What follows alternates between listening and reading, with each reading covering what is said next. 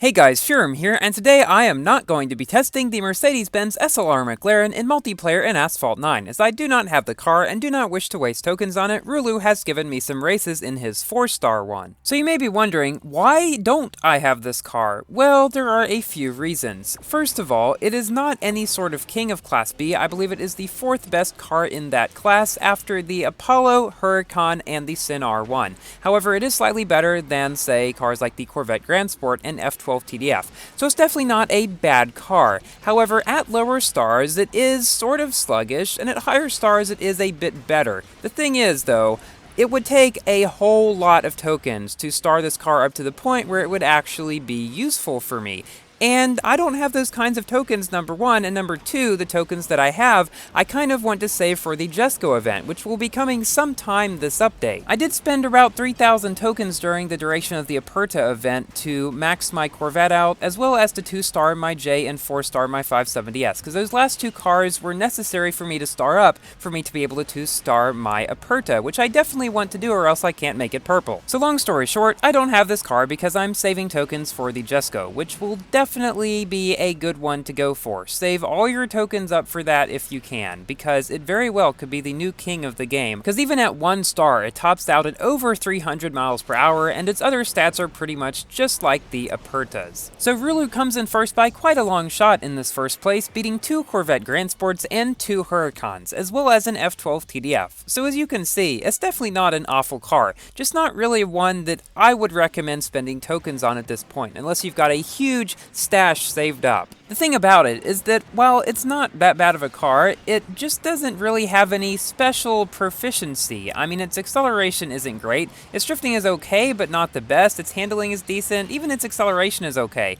But its top speed is only 225 miles per hour at this rank with nitro, and there isn't really much about it to be appealing, let's say. But of course, if you did spend tokens to get it, do not feel bad, because it is useful for getting some Aperta blueprints. I just don't think it's worth the tokens that you'd spend in order to get them, and, I mean, it does okay in multiplayer, as you can see here. Now in this race, we're facing a rank 4100 Huracan Evos, so pretty much max. I have mine at pretty much max as well, just missing the 2 epics on handling, and that has been a big help throughout the Aperta event, since I've been able to get a lot more blueprints from that car than I have of any of the other ones, because none of the other ones do I have at max, or even really close to max. Now remember, it was also useful in the previous special event, which was the Terza one, I think, so I would say the Huracan is definitely one of the most useful cars in the game, both for getting other cars and for just being so great for multiplayer and B-class events. Plus, it's overall just very fun to drive. However, in this race, Rulue did manage to beat that one there, as well as those Asterions and other not-so-high-ranked cars. Now for a race on Ancient Wonders against 2 4,000 plus rank Huracans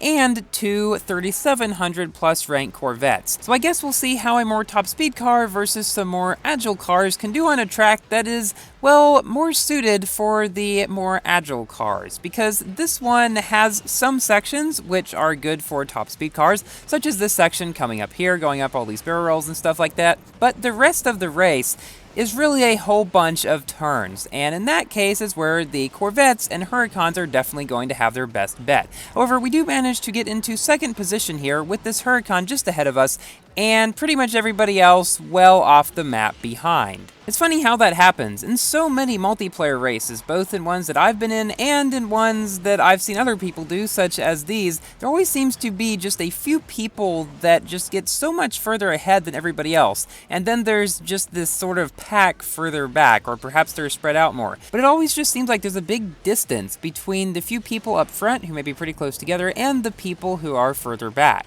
We do lose to this Huracan, but we do beat the other 4,000 rank one, as well as those 2 Corvettes. I'm not quite sure what happened to them all. And then there's still people in Pininfarinas, even though those are C-class cars, and this is in Gold League where you can use B-class cars. I suppose those could be the best cars those people have, and so it makes sense they'd use them, since the Pininfarina is a pretty good multiplayer car in general. But another thing that I've noticed is that even in Platinum League, which I have gotten to test the Aventador SV, which I have maxed and do plan to make a video about soon, even in Platinum League, I still see a lot of B and sometimes even C-class cars, usually ones like the Corvette, or F12 TDF, or Huracan, or Pininfarina.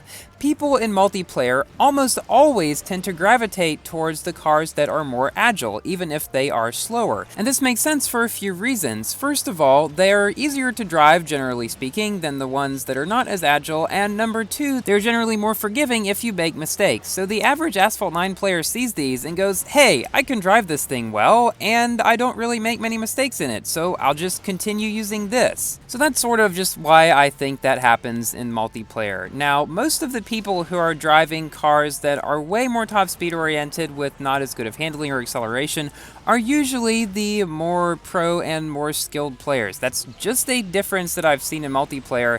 Perhaps you guys have seen it as well, but if you haven't, that's my explanation of that sort of phenomenon. Let me know what you guys think about that in the comments. So in this race, we've managed to beat 3 3,800 rank Corvettes as well as 2 5-star F12 TDFs. But in this next race, we are again facing a rank 4,100 Huracan, as well as some Corvettes, and this is not on the straightest track either. At the beginning of some of these races, you'll notice Rulue uses his nitro pretty much right away. Now this is something that I never do, but perhaps it is better if you are in low acceleration cars. Let me know guys if you have tried that, or if you have any idea about whether that's ever faster or not, because I really am not sure. In any case, he's now into second place, so something was done right. Now I believe I said this in my previous video, but I do plan to release another music video, Asphalt 9 1, at 24,000 subscribers. Currently we're about 350 away, so if you would like to see that music video sooner, definitely subscribe and hit that notification bell if you would like to see it right when it comes out. It's a pretty neat song that talks about the multiplayer in this game a bit, whereas my previous one was more specifically about 360s, although it had some multiplayer aspects in it, it wasn't all about that. And I know that multiplayer is pretty much the core of Asphalt 9,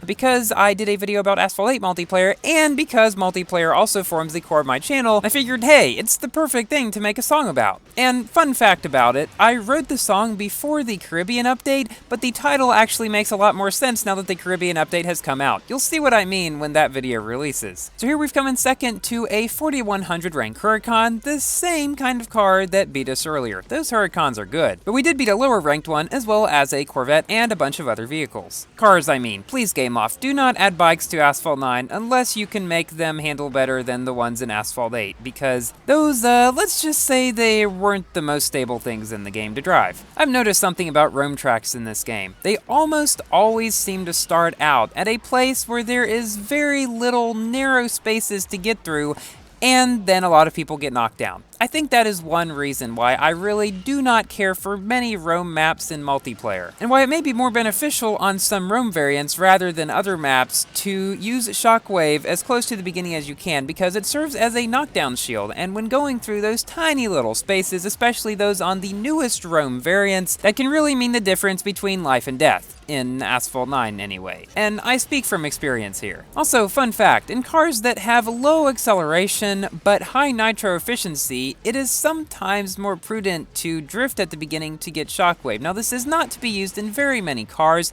but it's especially useful if there are turns at the beginning, for example if you're in a Lancer or a Hemi, and you can actually see that put into good use with the Hemi in one of the most recent videos I've uploaded about the ESL Season 2 Open Mobile TLE1. That's a pretty long name, and I probably got some things out of order, but that's basically what it is. Be sure to check that out if you have the event. Unfortunately, Windows players again will not get the event. So we take the victory in this race, beating a 4,100 rank Huracan, the same kind that beat us a couple times earlier. Interestingly, a Pininfarina beat him as well, a 2,900 one. Not exactly sure how that happened, but it did. As we've seen in my 370Z Nismo multiplayer video where I beat a Huracan in that car, which was supposed to be the worst car in the game, it's definitely possible if the much better car makes a mistake. Speaking of worst car in the game, I do not know if the 370Z is the worst car in the game anymore. There's definitely some more tests that have to be done with D-class cars before my next best and worst cars in each class list video. And you can bet there will be a lot of testing that goes into that with both me and the people that I am working with, including Afik, Rulue, and Unkindly Track 31. Thank you guys very much. Now, I guess it's time for me to give my general review about this car. Not having driven it, I can't give super detailed explanation about it, but I will say that at 4 stars, it seems to be okay, But I would honestly say still not worth it to go for at this point unless you have like over 10,000 tokens. And even then, I would honestly recommend for most people to just skip it and save up for the Jesco, because you would have to spend many thousands of tokens on this car in order to get it to the point where you could get any substantial amount of blueprints for the Aperta with it. Just seems to be one of those cars that isn't a king, isn't really especially great in any aspect, but when driven by the right hands, it can do quite well in multiplayer, beating Corvettes and Huracans. Thank you all for watching. Please like the video if you enjoyed, and consider subscribing for more Asphalt 9 and Forza content. And thank you to Rulue for these races, and I will see you in my next video, and that's a lot of Corvettes. Goodbye!